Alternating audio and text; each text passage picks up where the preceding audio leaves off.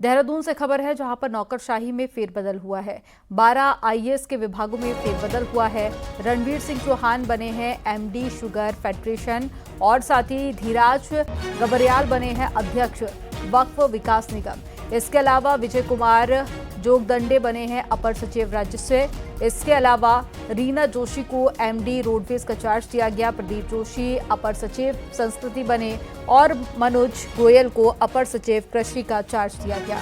अनुराधा पाल को आयुक्त ग्राम्य विकास का चार्ज दिया गया। अपूर्वा पांडे को अपर सचिव गृह का चार्ज दिया गया। पीसीएस इलागिरी को सचिव रियल एस्टेट रेगुलेटरी अथॉरिटी का चार्ज दिया गया। पीसीएस मोहन सिंह बर्निया बने हैं सचिव एमडीडीए।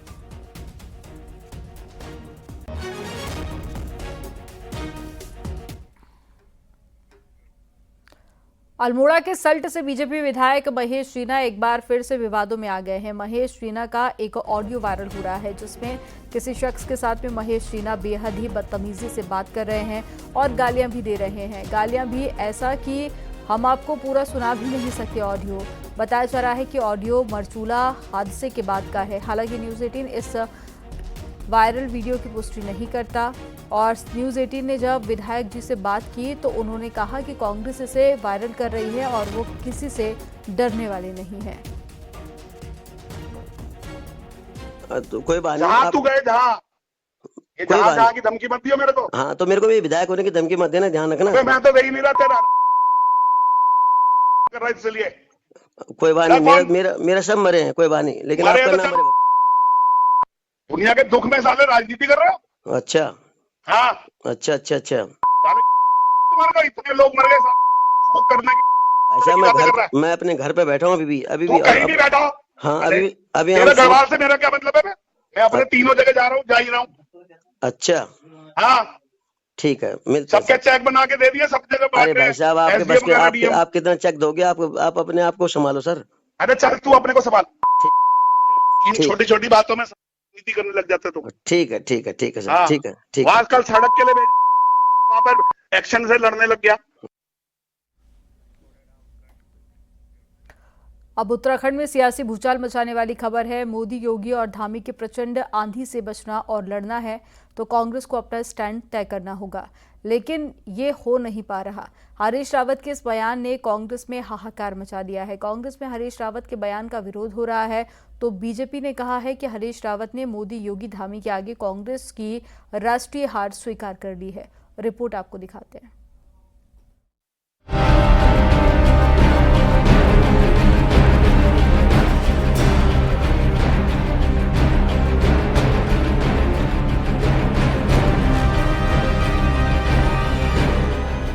मोदी, योगी और धामी तार ठोककर जिस हिंदुत्व की बात कर रहे हैं उस प्रचंड आंधी से बचना आसान नहीं है। उत्तराखंड में कांग्रेस इस पर अपना स्टैंड तय नहीं कर पा रही है। पूर्व मुख्यमंत्री हरीश रावत ने बात उत्तराखंड को लेकर कही, लेकिन ये बात कांग्रेस के लिए प्राण घातक बन गई है। हरीश रावत की इस बात से देवभूमि से लेकर दिल्ली तक भूचाल है। बीजेपी खुश है कि हरीश रावत ने मोदी, योगी, धामी की बात कहकर कांग्रेस की राष्ट्रीय हार स्वीकार कर ली है। बीजेपी प्रदेश अध्यक्ष और सांसद महेंद्र भट्ट के मुताबिक हरीश रावत का सार्वजनिक बयान मोदी, योगी और धामी के काम पर मोहर है कि देश से लेकर देवभूमि में इनका कोई विकल्प नहीं है। महेंद्र भट्ट ने तो यहां तक कह दिया कि हरीश रावत सिर्फ शरीर से कांग्रेस में है, दिल से बीजेपी के साथ हैं। देखिए, हरीश रावत जी एक वरिष्ठतम कांग्रेस के नेता हैं और उनको भी महसूस होने लग गया है कि मोदी जी का विकल्प देश में नहीं है, उत्तराखंड के लिए पुष्कर धामी जी का विकल्प नहीं है।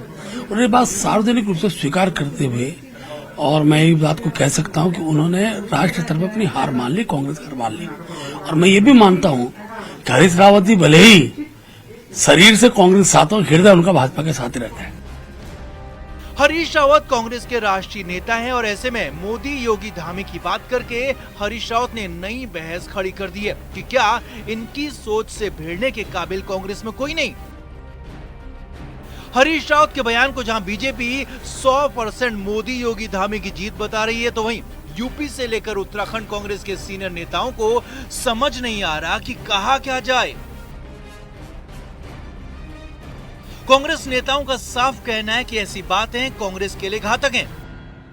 हरीश रावत जी का जो बयान मोदी योगी धामी नैरेटिव के बारे में आया है, वो निश्चित रूप से कांग्रेस कार्यकर्ताओं का मनोबल तोड़ने वाला है।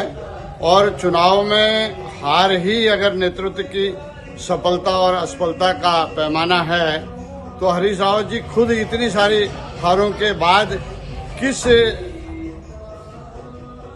नैतिक आधार पर इस बात को कह रहे हैं। हिंदू मुसलमान की आप बात कर रहे हैं, तो क्या मुसलमान इस देश के नागरिक नहीं है? क्या भारतीय जनता पार्टी उनको देश से बाहर करने का काम कर रही है?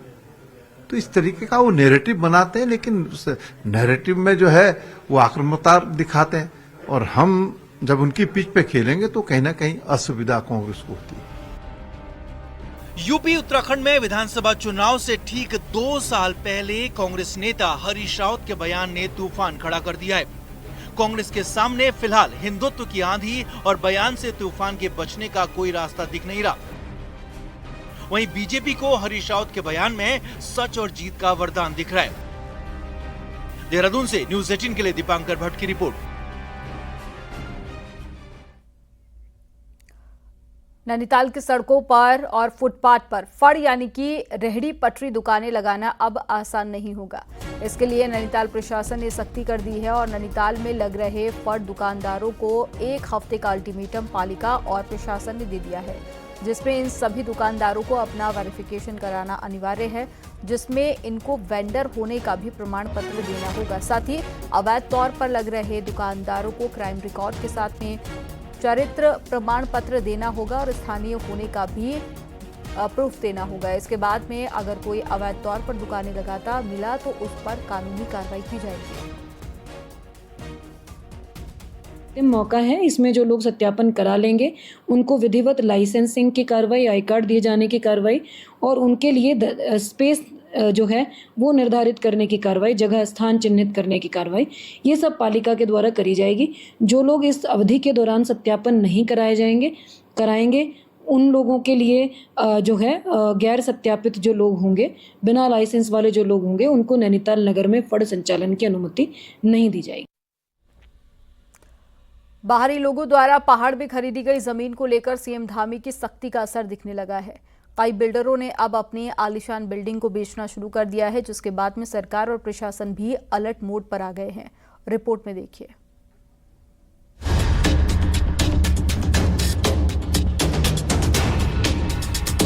पहाड़ में बीते काफी समय से सख्त मूल निवास और भू कानून की मांग उठ रही थी। इस बीच सीएम धामी ने भी घोषणा की कि यदि पहाड़ पर किसी बाहरी ने गलत तरीके से जमीन खरीदी है तो उस जमीन को जब्त किया जाएगा। जिसके बाद से लगातार प्रशासन द्वारा पहाड़ में बाहरी लोगों द्वारा खरीदी गई जमीन की जांच चल रही है। अल्मोड़ा जिले में उद्योग, कृषि और बागवानी के नाम पर कई बाहरी लोगों ने जमीन खरीदी और उस पर आलीशान भवन, रिजॉर्ट और होटल बना लिए। लेकिन जैसे जैसे जांच आगे बढ़ी, पूरे जिले में जमीन की गड़बड़ी के कुल 23 मामले सामने आ चुके हैं, जबकि कई मामलों के सामने आने की आशंका है। जैसा कि पहले था कि उत्तराखंड के मूल निवासियों के अतिरिक्त किसी को भी 250 मीटर तक जमीन क्रय करने की परमिशन होती है। कुछ लोगों ने क्या किया कि अलग अलग नामों से अपने परिवार में पति पत्नी ने भी खरीद लिया, जबकि उसमें विवाहित शब्द है, तो उसका उल्लंघन किया है। 7 मामले ऐसे आए हैं और पूरे जनपद में उन्होंने जांच कराई। अब तक 23 मामले जो है आ चुके हैं। कि जिन लोगों ने भी गलत तरीके से ज़मीनें कब्जाई हैं और जिन लोगों को बड़ी बड़ी ज़मीनें दी हैं, अब ये तो बहुत छोटी छोटी बातें आ रही हैं। जो बड़े अधिकारी हैं, जो बड़े संस्थाएं हैं, जो बिल्कुल दिल्ली की सरकार के बड़े नेता हैं, उन लोगों ने जो ज़मीनें उनके पास हैं, उन पर अभी कार्रवाई हुई नहीं है।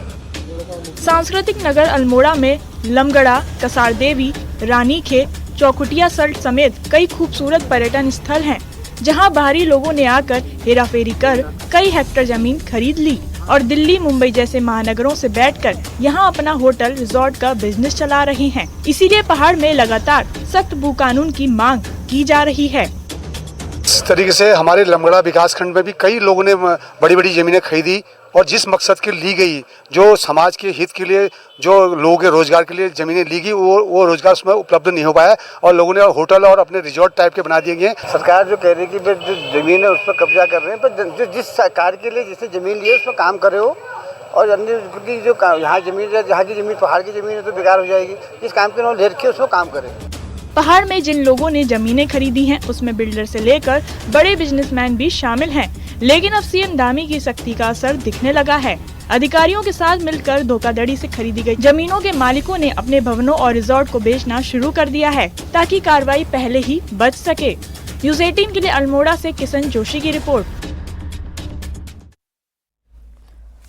वहीं सरकार ने जनता से अपील की है कि ऐसे लोगों से किसी भी तरह से जमीन का सौदा ना करें ताकि भविष्य में उन्हें किसी भी तरह का कोई वित्तीय नुकसान हो। सचिव राजस्व चंद्रेश कुमार का कहना है कि जमीन बेचने के बावजूद भी ऐसे लोग कार्रवाई से बच नहीं सकते। उन्होंने कहा कि ऐसे कई मामले सामने आ रहे हैं। लोगों ने एग्रीकल्चर या फिर इंडस्ट्रियल पर्पज से जमीनें खरीदी, लेकिन वहां ना एग्रीकल्चर का काम हुआ और ना ही उद्योग ही लगे।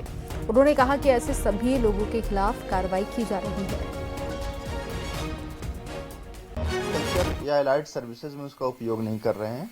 दूसरे कुछ लोगों ने इंडस्ट्रियल पर्पज से, कमर्शियल पर्पज से भूमि की खरीद की है, लेकिन उन्होंने विद इन टाइम फ्रेम जो कि 2 साल 3 साल का समय दिया गया था, उस समय सीमा के भीतर वो उस इंडस्ट्री पे काम नहीं कर पाए और वो जमीन खाली पड़ी है। तो सरकार का मानना यह है कि इसका जमीन का उपयोग होना चाहिए था और जिसके थ्रू राज्य में इन्वेस्टमेंट आता, लोगों को रोजगार मिलता, तो वो उद्देश्य पूरा नहीं हुआ। उन पर कार्रवाई की जा रही है और उनसे पूछा जा रहा है कि आपने इस उद्देश्य की पूर्ति नहीं की है तो क्यों नहीं इस भूमि को राज्य सरकार में निहित कर दिया जाए।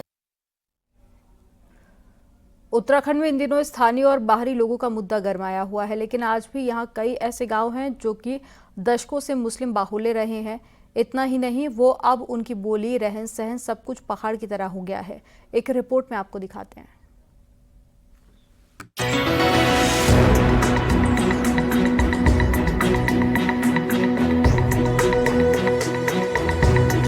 पहाड़ में इन दिनों डेमोग्राफी चेंज और बाहरी लोगों को लेकर भले ही मामला गर्म है, लेकिन पहाड़ में आज भी कई ऐसे गांव हैं जो मुस्लिम बाहुल्य है। पौड़ी जिले के दुगड्डा ब्लॉक के 2 गांव बंगला और बूंगधार ऐसे गांव हैं जो मुस्लिम बाहुल्य है। इन दोनों गांवों में 20 से 25 मुस्लिम परिवार रहते हैं। ग्रामीणों की आजीविका का मुख्य जरिया खेती और बकरी पालन है।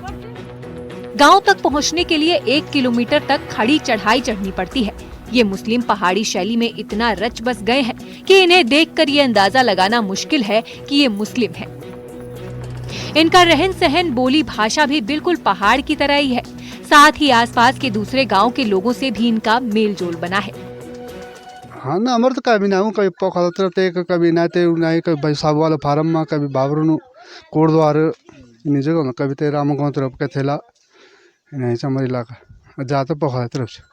पापा भी हमारी एक बेटी की छो, दादा भी, दादा भी, हम तो एक बेटी की छो। मतलब इन तक कुछ नहीं चीज अंग्रेजों टाइम से तो सब एक ही ना होंगे तो पाकिस्तान अगर हम दूसरे देश बेटी होंगी हम एक पहाड़ भी, हम तो हिंदुस्तान तो ही मंदिर। समय के साथ ग्रामीण अब शिक्षा को भी अपनाने लगे हैं। सभी परिवार के बच्चे अब स्कूल या कॉलेज जाते हैं और पढ़ाई कर अपना भविष्य तलाश रहे हैं। गाँव में एक प्राइमरी स्कूल भी है। वहीं अंदरूनी बनाम बाहरी की लड़ाई पर कहना है कि उनके पूर्वज इसी गांव में रहते थे, वो भी इसी प्रदेश के निवासी हैं। सर पहले बच्चे कम पढ़ते थे, लेकिन अब अल्पसंख्यक भी पूरी पढ़ाई कर रहे हैं और पढ़ने में भी बुंदार के बच्चे ठीक हैं। और बस सिर्फ ये है कि माँ बाप पढ़े लिखे नहीं है तो बच्चे थोड़ा घर में पढ़ाई नहीं कर पाते।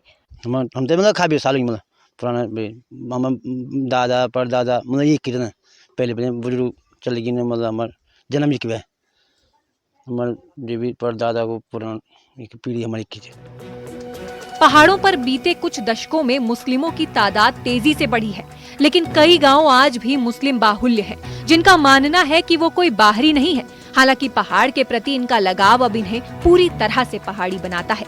न्यूज़ 18 के लिए कोटद्वार से अनुपम भारद्वाज की रिपोर्ट। सीएम पुष्कर सिंह धामी शुक्रवार को रुड़की पहुंचे, जहां पर वो पूर्व विधायक चंद्रशेखर के निधन के बाद में उनके आवास पर पहुंचकर श्रद्धांजलि अर्पित करने पहुंचे। सीएम धामी ने यहां पर पूर्व विधायक चंद्रशेखर से मेरे व्यक्तिगत संबंध रहे हैं, हमारे लिए एक अपूरणीय क्षति है। उन्होंने राजनीति और सामाजिक जीवन में जो काम किए हैं वो हमेशा याद रखे जाएंगे। ये बातें मुख्यमंत्री पुष्कर सिंह धामी ने कही। देखिए, चंद्रशेखर भट्टेवाला उनका एक बहुत बड़ा दीर्घकालिक राजनीतिक जीवन रहा है। राजनीतिक और सामाजिक जीवन हमेशा अपनी सरलता के नाते, सहजता के नाते और हर किसी के दिल में उनकी बड़ी अमिट छाप है और मेरा भी उनसे बहुत व्यक्तिगत संबंध रहा है। पहाड़ों की रानी मसूरी में रहने वाले जौनपुर और रवाई के लोगों ने बूढ़ी दिवाली का भव्य समारोह आयोजित किया। कैंपटी रोड के पुराने चक्राता टोल चौकी के पास ये आयोजन किया गया। समारोह की शुरुआत डिप्सा पूजन और होलियात के साथ में हुई। इसके बाद में पारंपरिक वेशभूषा में महिलाओं और पुरुषों ने रासो, तांदी और धूमसू नृत्य किया। इस दौरान भिरुड़ी फेंकी गई और चूड़ा बांटा गया। कार्यक्रम में अंत में महिलाओं और पुरुषों के बीच में भांड यानी कि रस्साकशी का मुकाबला भी किया गया, जिसमें महिलाओं ने बाजी मारी। ये सभी लोग मिलकर के क्योंकि जो दिवाली है वो यहाँ पे मंगसिर की दिवाली मनाई जाती है इस क्षेत्र में, और एक ये मंगसिर की जो दिवाली है वो जो दिवाली होती है पूरे देश में जो दिवाली मनाई जाती है उसके 1 महीने बाद ये दिवाली मनाई जाती है। तो आज से ये दिवाली शुरू हो रही है, पूरी 1 हफ्ते तक ये दिवाली चलती है। आए दिन पूरे प्रदेश से गुलदार के इंसानी बस्तियों के करीब दिखने की खबरें आती रहती हैं, लेकिन इसकी आखिर वजह क्या है? मैदान में इसकी एक बड़ी वजह बाघों की संख्या है, जो लेपर्ड यानी कि गुलदार के लिए परेशान करने वाली है। रिपोर्ट आपको दिखाते हैं।